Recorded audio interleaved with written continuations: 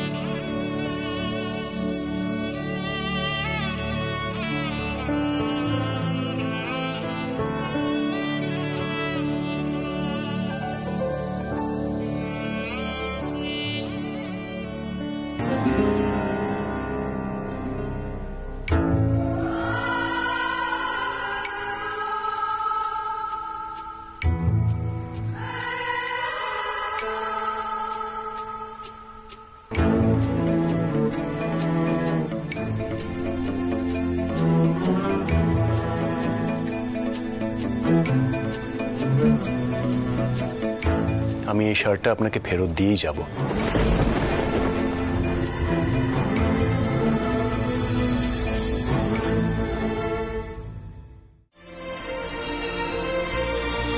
আমি ভেবেছিলাম আর কোনোদিনও আপনার মুখোমুখি হব না।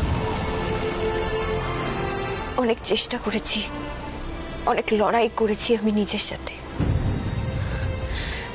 কিন্তু পারলাম না। ফিরে আমাকে আসতেই হলো। আচ্ছা মিস্টার গাঙ্গুলি, বলতে পারেন আমার ভুলটা কোথায় ছিল? কুট্টুসের বাবা চলে যাওয়ার পর থেকে আমি প্রতিনিয়ত কুট্টুসকে বুঝিয়েছি আমি কুট্টুসের মা আর আমি কুট্টুসের বাবা। পাখি পড়ার মতো করে বুঝিয়েছি ওকে, কিন্তু দেখুন তবু ওকে বিশ্বাস করাতে পারলাম না। কেন বলতে পারেন মিস্টার গাঙ্গুলি, কেন আমি পারলাম না? কেন কুট্টুসের কাউকে দরকার হলো ওর বাবার জায়গায় বসানোর জন্য? এই প্রশ্নের উত্তরটা আমি নিজেও অনেকবার খুঁজেছি জানেন। আত্রেই চলে যাওয়ার পর থেকে আমি অনেক চেষ্টা করেছি মেয়েদেরকে ওদের মায়ের অভাবটা বুঝতে না দেওয়ার, কিন্তু আমি বুঝতে পারিনি যে আত্রেই কি এমন দিতে পারত যেটা আমি কখনো দিতে পারিনি। কেন আমি চুল আছড়ে দেওয়ার পরেও গুঞ্জার মনে হয় যে ওর মা থাকলে ভালো হতো। আমার কি মনে হয় জানেন, একটা বাচ্চার জীবনে একজন মা আর একজন বাবা দুজনেরই খুব প্রয়োজন। দুজনেরই সমান ভূমিকা আছে, আর কেউ কারোর জায়গাটা নিতে পারে না। আর যদি চেষ্টা করে তাহলে হেরে যায়। তার মানে আপনি বলছেন একজন মা কখনো বাবা হতে পারে না?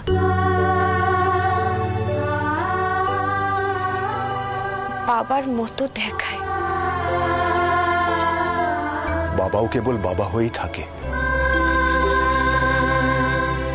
আর ঠিক সেই জন্যই গুঞ্জার রোজ মনে হয় যে ওর মায়ের দরকার, আর কুট্টুসও ভাবে যে ওর বাবা থাকলে ভালো হতো।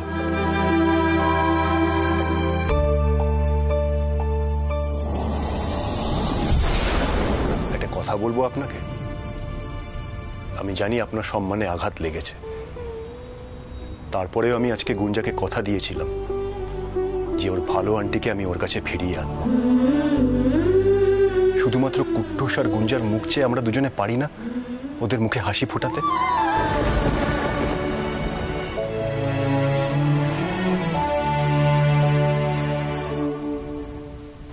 পারি বোধহয়।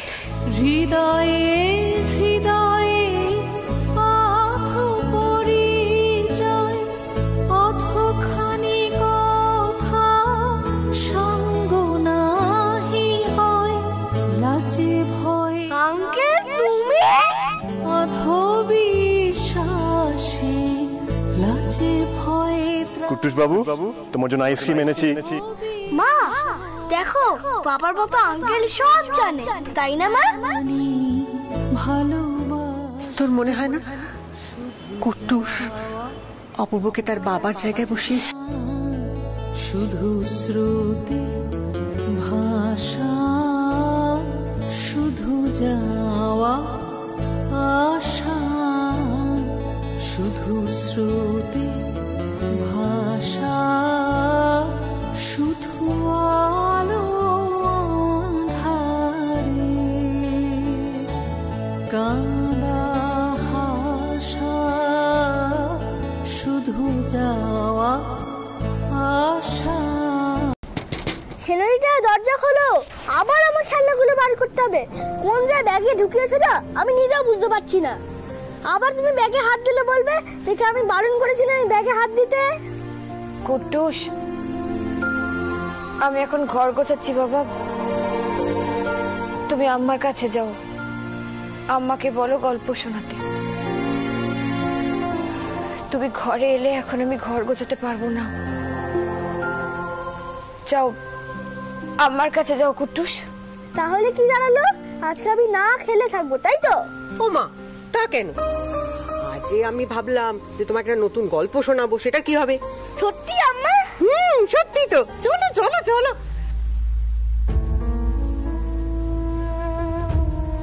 মেয়েটার একটু একা থাকা দরকার। থাক, ও একটু একা থাক।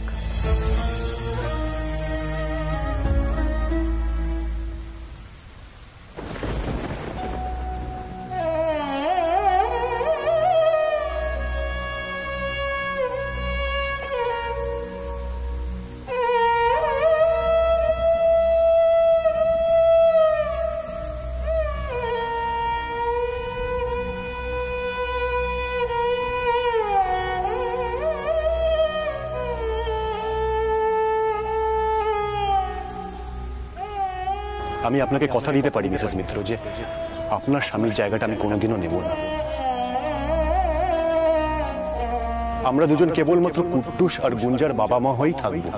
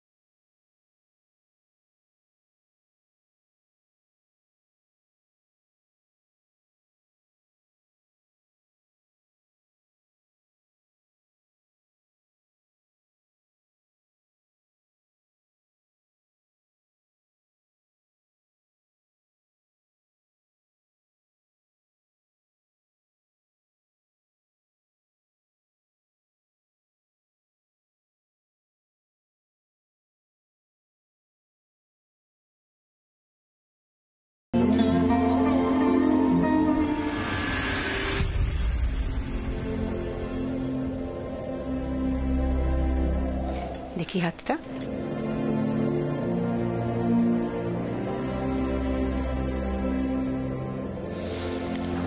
এনে ধর। 7 জন্মের জন্য বাধা হয়ে গেলি, এই জোর কিন্তু সহজে ছাড়বে না। তোর কুষ্টি দেখে গুরুদেব কি বলেছে জানিস? বলেছেন এ মেয়ে বড় ভাগ্যবতী, সারা জীবন স্বামীর সাহচর্য পাবে, আর সিথির সিঁদুর আজীবন অক্ষয় থাকবে।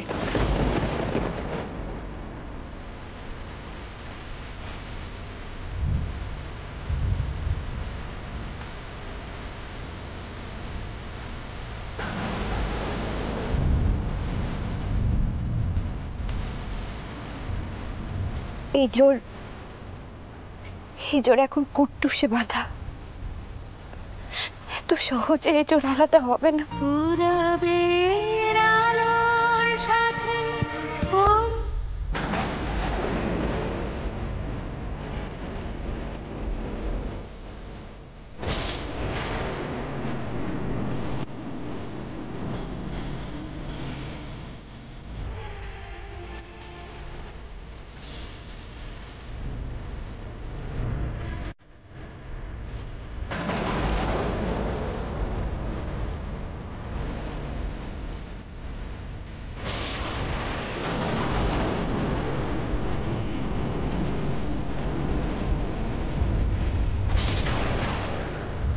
সারা জীবন তোমাকে এভাবেই জড়িয়ে থাকবো।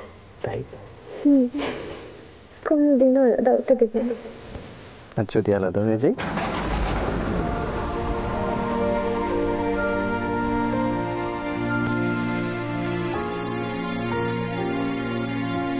দেখেছো কাণ্ড, বাড়ির সবচাইতে বড় লোকটা চশমা খুঁজে পাচ্ছে না। কারোর কোনো মাথা ব্যথা নেই।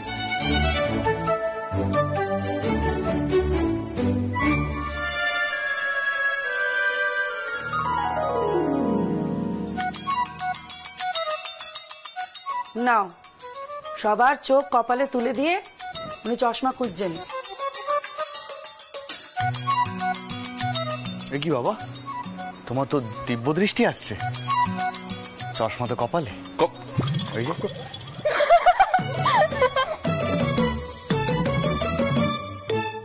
ও হ্যাঁ, ঠিক আছে ঠিক আছে, ভুলে গেছিলাম। দেখে যাচ্ছে, ভুলে গেছে হাসছে।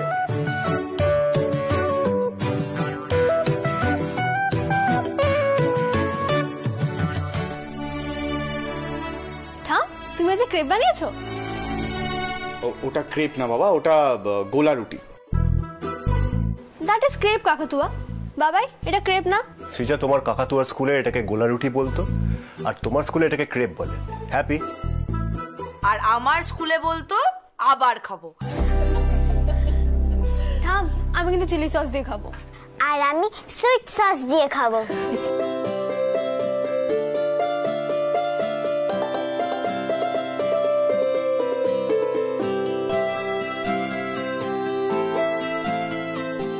কি ঝাল!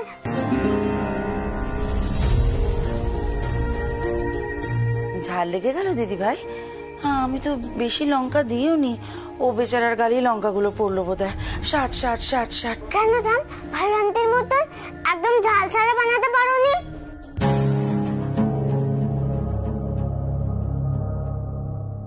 ভালো আন্টি কি শুনো, একদম ঝাল ছাড়া স্যান্ডউইচ বানিয়েছিল, তাই না বাবা?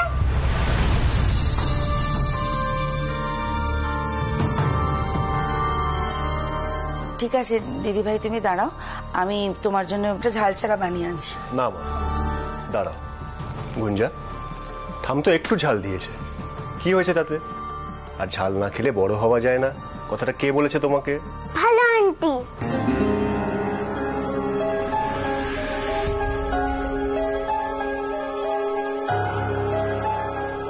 ঠিক আছে থাম, আমি এই লঙ্কা দেয়াই খেয়ে নেব। দাঁড়াও ঠাম, তুমি ওকে কিছু বললে না কেন? বাবাই, রোজ রোজই এক নতুন শুরু হয়েছে। ভালো আন্টি ভালো আন্টি। ঠাম যে কষ্ট পেল। সৃজা, ও তো অত ভাবনা চিন্তা করে কথাগুলো বলেনি, ও তো একটা ছোট বাচ্চা। ছোট? আরো কতদিন ছোট থাকবে বাবাই? আমি যদি ঠাম বা সোনামাকে এভাবে বলতাম, আমাকে বকতে না তোমরা? আর ওর বেলায় সব মাফ। ঠিকই তো, সেদিনই তো বকলো।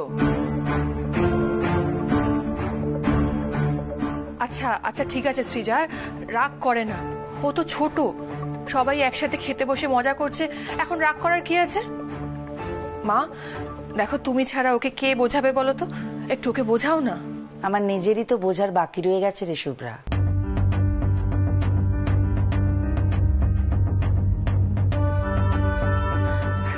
যাকে ও সৃজা, আমি বনুর কথা রাগ করিনি মাগো। খেয়ে নাও তো দিদি ভাই, তাড়াতাড়ি খেয়ে নাও। থাম রাগ করতেই পারে না ভালো আন্টির কথা, তাই না? আবার গুঞ্জা, কেন বারবার বাইরের লোকে আমাদের কথা টেনে আনছিস তুই? সেদিন রাতে জানো আমায় কি বলছে? ভালো আন্টি খেল। মানে আমার না ভালো লাগছে না, প্লিজ ওকে কেউ বোঝাও। ওদের কথা উঠলেই না বাড়িটা কেমন একটা হয়ে যায়, আমি দেখেছি। আর সেদিন ওদের জন্যই বাবাই ফোন তুললো না, আর আমরা সবাই কত টেনশনে ছিলাম। সব সময় শুধু বাইরের লোকেদের নিয়ে কথা, আমাদের কি কোনো কথা নেই? সেই তো, বাইরের লোক আর বাড়ির লোক হতে কতক্ষণ।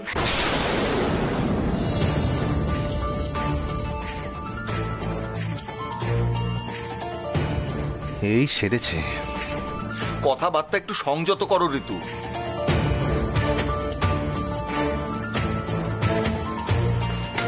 যাই হোক ত্রিজা, আজকে তোমাকে আর গুঞ্জাকে আমি নিজের হাতে খাইয়ে দেব। এসো। আমি খাবো না। দিদি ভাই গুড, ইউর ভালো আন্টি। সৃজা ত্রিজা, ত্রিজা কথা শোনো আমার। দাঁড়া দাঁড়া, দেখছি আমি। সৃজা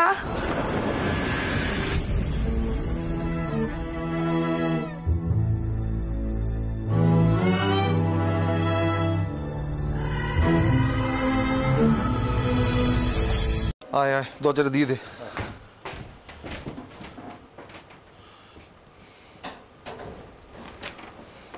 শোন অপূর্ব, শোন, তুই কিন্তু বাড়িতে বিয়ের কথাটা বলবি অপূর্ব।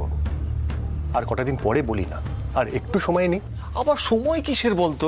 হ্যাঁ, পারমিতা এত ভালো একটা মেয়ে, তোর বাবা পছন্দ করে, আমি পছন্দ করি, বাড়ির সবাই নিশ্চয়ই তাকে পছন্দ করে। না না কাকু, আমার মনে হয় যে মিসেস মিত্রকে আরেকটু সময় দেওয়া দরকার। দেখো, আমরা দুজন মিলে হঠাৎ করে এই অপূর্ব, তোর এই ভাবুক ব্যাপারটা না আমার একদম ভালো লাগে না, বিশ্বাস কর। বাড়িতে একটা সুন্দর মেয়ে আসবে, একটা ফুটফুটে বাচ্চা আসবে, বাড়িতে একবার আনন্দে ভরে উঠবে, উনি ভাবছেন। কাকু তুমি না পারো বটে। বুঝতে পারিস না তোরা? অপূর্বর মনে আত্রী ছাড়া আর কারোর জায়গা নেই, আর কাউকেও পছন্দ করে না। ভালো, তবে সময় থাকতে অপূর্বর জন্য একটা ভালো মেয়ে দেখে বিয়ে দিয়ে আনলে রাশটা কিন্তু তোমার হাতেই থাকতো দিদি। পারমিতার মতো যদি একটা মেয়ে এসে জোটে, সব কিন্তু কবজা করে ফেলবে, তখন আবার তোমায় না হাত কামড়াতে হয়। পারমিতার কথা এর মধ্যে আবার কোত্থেকে এলো? কেনই বা এলো?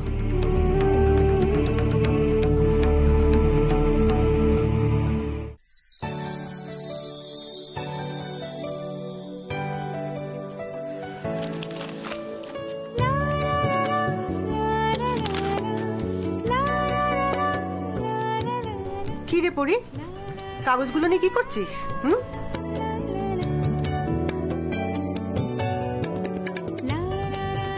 সন্ধে হয়ে গেল, একবারও তো বললি না যে মা চা দাও। মা শোনো না, বলছি এই যে টিক দেওয়া জায়গাগুলোতে একটু সই করে দাও না। সই? কেন, কিসের কাগজ এগুলো? বলছি এদিকে এসো। আরে বাবা, চায়ের জল চাপাতে হবে আমার। আমি জানি তোমার অনেক কাজ আছে, তুমি আমার কথাটা শোনো। দেখো, আমি তো সব সময় তোমার কাছে আছি, সব সময় তোমার পাশে আছি, কিন্তু তুমি একটু এই কাগজগুলো এবার বুঝে নাও। দেখো, এখানে হিমাংশুর কতগুলো কাগজ আছে, আর এইখানে সেভিংস আছে। আমি তো দেখছি ও সবগুলোতে আমাকেই নমিনি করে গেছে। আমি এগুলো তোমার নামে ট্রান্সফার করে দিচ্ছি মা। তোর মাথা ঠিক আছে তো? হ্যাঁ, ও আচ্ছা আচ্ছা, এই কারণে তুই সকাল থেকে এই কাগজগুলো হনে হয়ে ঘুর। একদম একদম আমি এসবের মধ্যে মা মা মা আমি আচ্ছা আমি সই করবো না, কিছুতেই সই করবো না। আচ্ছা একটু একটু একটু ঠান্ডা মাথায় একটু সব কাজগুলো করলে হয় না? হ্যাঁ, একটু হালকা হ না। যা যা তো যা, গিয়ে ছাদে হাওয়া খেয়ে আয়। যাবো যাবো। মার কি হবে, কুটুসের কি হবে? দায়িত্ব দায়িত্ব দায়িত্ব, আমি এসবের মধ্যে। তুই চুপ করে বস, আমি চা করে আনছি। ঠিক আছে, আমার কথাটা শোনো শোনো। দেখো দেখো, একটু বোঝো আমাকে মা। দেখো, এই কাগজগুলোতে শুধু একটু সই করে দাও। এন এন লক্ষ্মী মা, ধর। হ্যাঁ রে, কবে থেকে তুই তোর মাকে আলাদা করে দিয়েছিস? কবে থেকে? আমি তো স্বপ্নেও ভাবতে পারি না যে তুই আর কুট্টুস আমার থেকে আলাদা। কবে থেকে? মা আলাদা কেন হব আমরা? মা আলাদা নয়, তাহলে এই কাগজপত্রগুলো কেন কেন বল? আচ্ছা আচ্ছা, ঠিক আছে ঠিক আছে।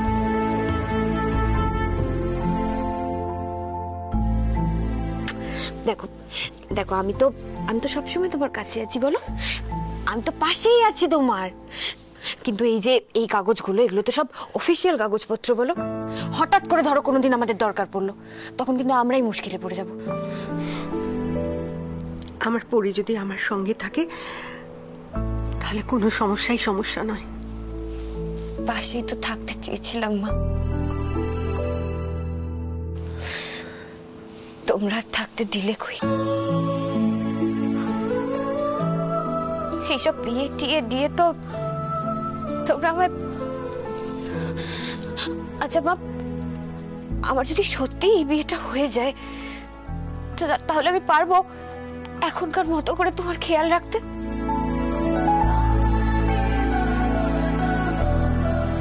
এই সপ্তাহে একদিন করে এসে বাজার করে দেওয়া, দোকান করে দেওয়া, ওষুধ কিনে দেওয়া, এগুলোই তো সব নয় বলো? সংসারের তো কত কত ছোটখাটো খুঁটিনাটি কত কিছু থাকে। তুমি পারবে মা একা সব করতে? পারবে না মা, আমি পারবো, আমি পারবো এভাবেই তোমার পাশে থাকতে মা। ও মা, আমার খুব চিন্তা হয় মা, খুব চিন্তা হয় আমার। অত চিন্তা করিস না মা, কারণ আমি জানি আমার পরি সব পারে।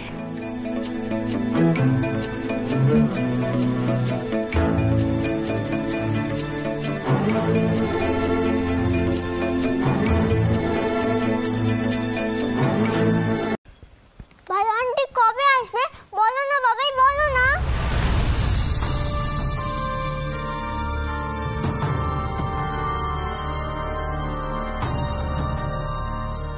থাম থাম থাম, শোনো, সব কাঁচের জিনিস কিন্তু সরিয়ে ফেলতে হবে, আর আমার পুতুলগুলো, নালে ওই ট্যাংরাটা এসে সব ভেঙে দেবে।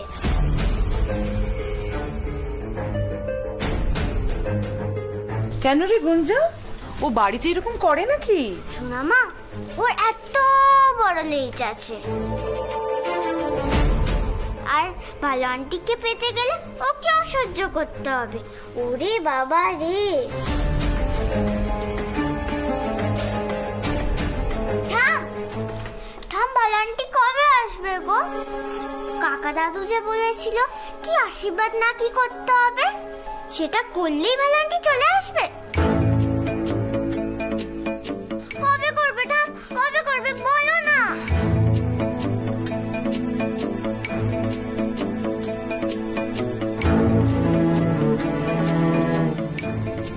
দিদি ভাই, এখন একটু জলখাবার খেতে হবে না? জলখাবার খেয়ে একটু পড়তে বসতে হবে তো। তুমি যাও, আমি এক্ষুনি আসছি।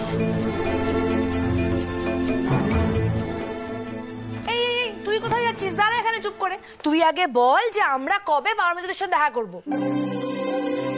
ও মা, তুমি রান্না করে চলে গেলে কেন? দাদা তোমার জন্য অপেক্ষা করছে, তুমি মত না দিলে তো দাদা কিছু বলতেই পারছে না। আরে কিছু বলো। দাঁড়া দাঁড়া, এত দুম করে বিয়ে হয় নাকি? আরে সবার মতামত নিতে হবে তো আগে। আরে তো সবার মত নেওয়ার কি আছে? দেখো তোমার পছন্দ, কাকামণি পছন্দ, আর সোনামাও তো এরকমই যেটা ভাবছিল, তাই না? হ্যাঁ, আর ওমা ওমা শোনো না, কিছু বলো, দাদা তোমার জন্য ওয়েট করছে।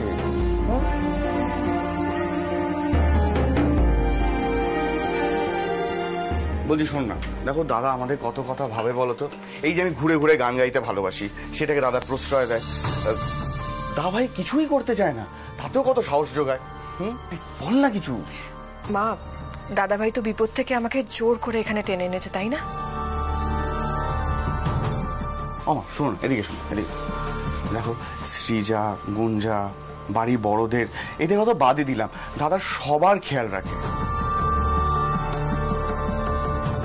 বাড়িতে যার যখন যা প্রয়োজন হয়েছে দাদা এসে নিয়ে এসছে। আজকে জীবনে প্রথম সে নিজের জন্য কিছু চাইছে, আর তাতে তুমি রাজি হবে না? বলো মা।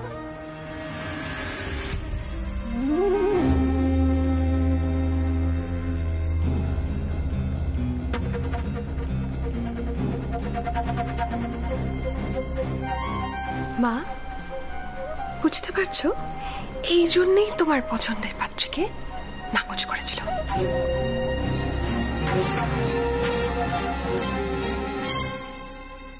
দেখবি বউ যখন আসবে না, বরণ করার সময় মা যা নাচবে আর আমি গান গাইবো।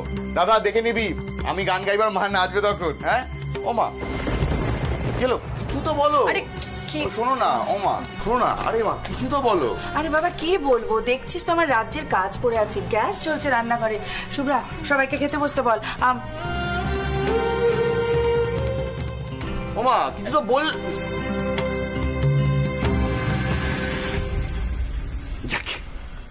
আজ থেকে আমাদের আনন্দ শুরু।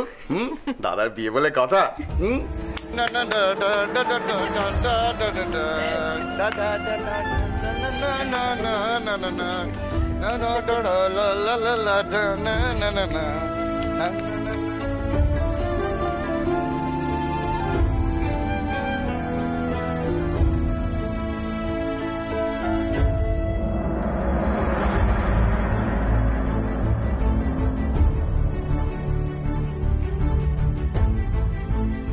মায়ের সাথে আমায় আলাদা করে কথা বলতেই হবে।